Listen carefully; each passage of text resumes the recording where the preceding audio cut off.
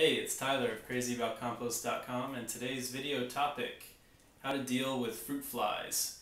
Now, it happens to me almost every year. At some point, there's always a bunch of little fruit flies that end up hanging out in my kitchen, and they're really annoying. And I wanted to show you a really quick solution of how to do that and also how to prevent it. For me, mine seem to come from my worm composting system, and this is usually just due to moisture levels, because if I'm not paying attention to moisture and it gets a little bit too wet, those are ideal conditions for fruit flies and they're attracted to that. So my top suggestion for you is to basically starve out your composting system a little bit. And for me, really, I just switched to my outdoor compost tumbler in the warmer months. That way I can basically prevent the fruit flies from coming in.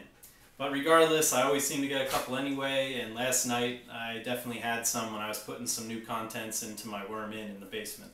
So, without any further ado, the fruit fly trap is simply made of just a jar, some apple cider vinegar, a couple drops of dish soap, and a piece of plastic. This is low density polyethylene, otherwise known as shrink wrap. So if you're having trouble finding shrink wrap, next time you go somewhere and buy a cookie or something, or a baked good that's wrapped in plastic, this is usually the stuff. And it's just nice because you can stretch it over the top really tight and it makes it easier to poke holes in. But anyway, back to it. All we're going to do is put some apple cider vinegar in here. Maybe a cup would be enough. There we go. And then I'm just going to add a couple drops of dish soap. And that apparently makes it so the flies, when they're attracted to the smell of the fermented apple cider vinegar, the dish soap actually thickens up the vinegar. Therefore, when they go for the vinegar, they get stuck in it and drowned, which is actually kind of a bummer.